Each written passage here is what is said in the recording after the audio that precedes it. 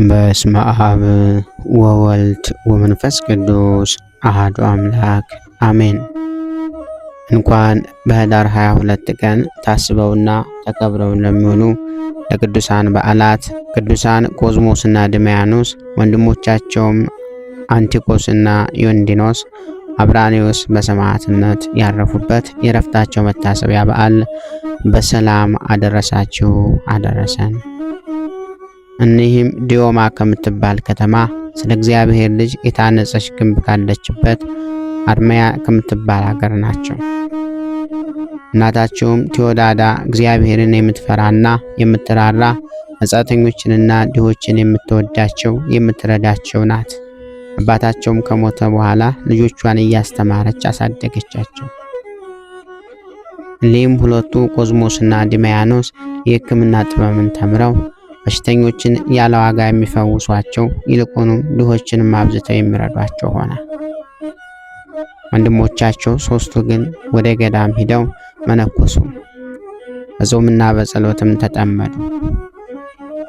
ከአባ ጋጋዩስም አደራ ባስጠበቀው በንጉሥ ኩዝ ልጅ ምክንያት ዲዮቅልጥያኖስ ክዶ የረከሱ ጣዖታትን ባመለከ ጊዜ በምዕመናን ላይ መከራ ሆነ።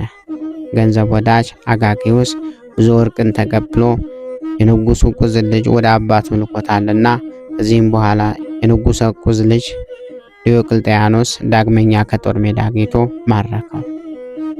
እርሱንም የንጉሱን ልጅ ሰውሮ አባ ጋጋዮስንም ጠራው።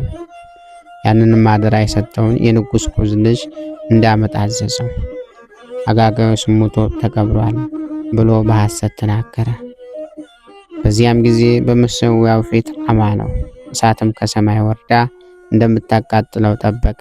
የእሳትም መውረዷን በዘገየ ጊዜ ወርቅን በእሳት አቅልጦ አጠጣውና አቃጠለው። ስለዚህም ከወርቅና ከብር የተሰሩ ጣዖታትንም አመለከ። ኮዝሞስና ድማያኖስም በሀገሩ ሁሉ ስለ ክርስቶስ እነርሱ እንደሚያስተምሩ ዲዮቅልጥያኖስ በሰማ ጊዜ ወደ እርሱ እንዳቀርቧቸው አዘዘ። በደረሱም ጊዜ ለሀገር ገዢው ለልዮስ እንዳሰቃያቸው ሰጠው። እርሱም በብዙ ስቃዮች ማሰቃየትን ጀመረ። በእሳት የሚያቃጥልበትም ጊዜ አለ፣ በግርፋትም የሚገርፍበት ጊዜ አለ። ሶስቱ ወንድሞችም እንዳሏቸው ሰምተው እነርሱን ወደ እርሱ አስመጣቸውና 5ቱን በመኮናኩል ውስጥ እንዳሰቃዩአቸው አዘዘ። ከዚህም በኋላ ከእሳት ውስጥ ጨመሯቸው። በውስጡም 3 ቀኖችና ሌሊቶች ኖሩ። ያለ ጥፋትም በጤና ወጡ። ዳግመኛም ከብረት አልጋ ላይ አስተኝተው ከበታቻቸው እሳትን አነደዱ። እግዚአብሔርም ያለ ጥፋት ጠበቃቸው። መኮንኑም እነርሱም ማሰቃየት በሰለቸ ጊዜ ወደ ንጉሥ መለሳቸው። ንጉሥም ዳግመኛ ታላቅ ስቃይን አሰቃያቸው። ቴዎዳዳ እናታቸውም የምታገሳቸው ንጉሡና የረከሱ ጣዖታችን የምትረግም ሆነች። በዚያን ጊዜ አንገቷን በሰይፍ እንዲቆርጡ አዘዘ። የሰማዕትነትንም አክሊል ተቀበለች። ስጋዋን ግን በምድር ላይ ወድቆ ነበር። ኮዝሞስም እንዲህ ብሎ ጮኸ፣ የዚች ሀገር ሰዎች ወይ ይችን አሮጊት መበለት ስጋዋን አፈር አልብሶ ይሰውራት ዘንድ በውስጣችሁ ርኅራኄ በልቦ ያደረበት የለምን? የሕርማያኖስ ልጅ ቅዱስ ቪክጦርም በሰማ ጊዜ ተደፋፍሮ ስጋዋን ገንዞ ቀበራት። ንጉሱም እነርሱን ማሰቃየት በሰለቸ ጊዜ ራሶቻቸውን በሰይፍ እንዲቆርጡ አዘዘ። የሰማዕትነትንም አክሊል በመንግሥተ ሰማያት ተቀበሉ።